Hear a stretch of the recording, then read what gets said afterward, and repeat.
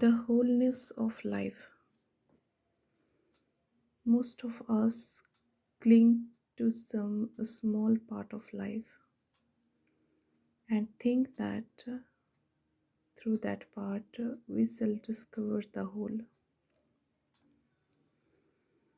Without leaving the room, we hope to explore the whole length and width of the river and perceive the richness of the green pastures along its banks.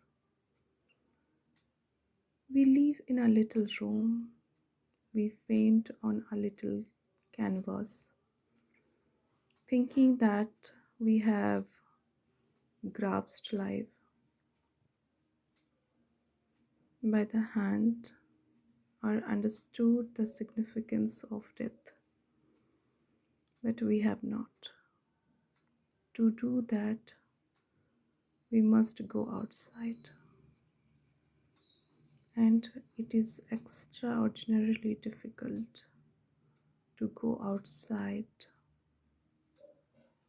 to leave the room with its narrow window and see everything as it is without judging, without condemning, without saying, this I like and that I don't like, because most of us think that through the part we shall understand the whole. Through a single spoke, we hope to understand the will, but one spoke doesn't make a will, does it? It takes many spokes as well as a hub and a rim to make the thing called a will. And we need to see the whole wheel in order to comprehend it. In the same way, we must perceive the whole process of living if we are really understand life. I hope you are following all this, because education should help you to understand the whole of life and not just prepare you to get a job and carry on in the usual way with your marriage, your children, your insurance, your pujas, and your little gods. But to bring about the right kind of education requires a great deal of intelligence, insight, and that is why it is so important for the educator himself to be educated, to understand the whole process of life, and not merely to teach you according to some formula, old or new. Life is an extraordinary mystery, not the mystery in books, not the mystery that people talk about, but a mystery that one has to discover for oneself. And that is why it is so grave a matter that you should understand the little, the narrow, the pretty, and go beyond it. If you don't begin to understand life while you are young, you will grow up inwardly hideous. You will be dull, empty inside, though outwardly you may have money, ride in expensive cars, put on airs.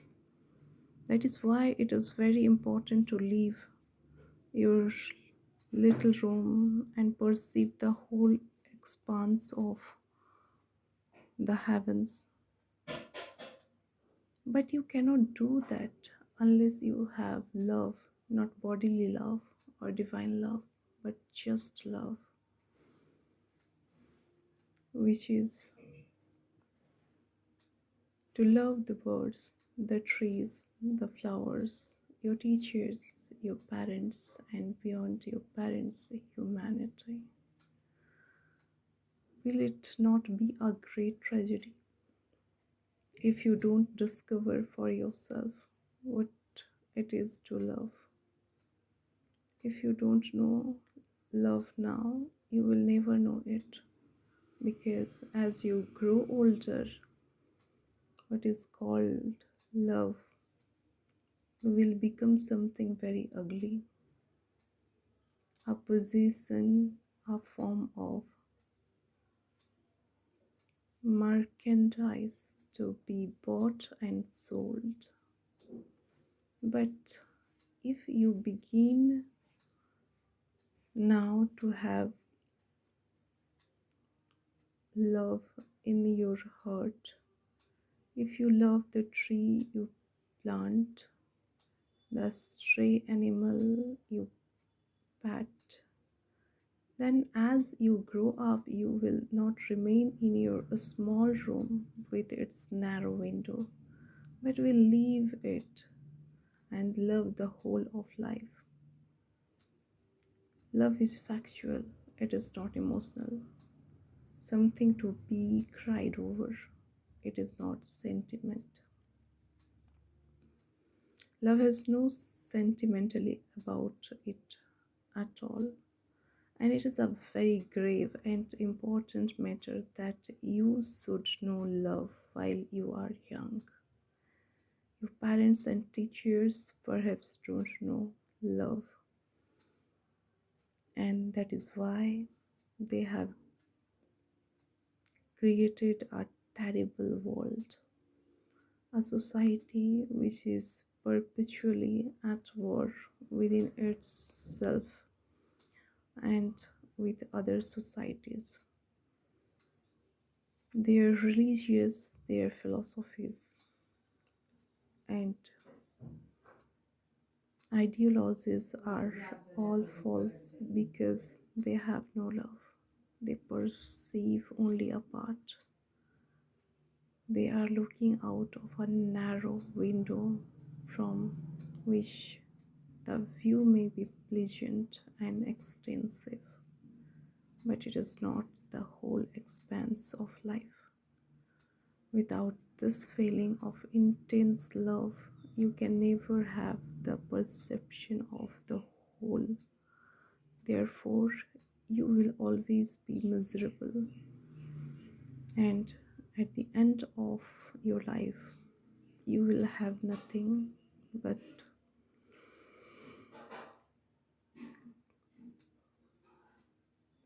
ashes, a lot of empty words.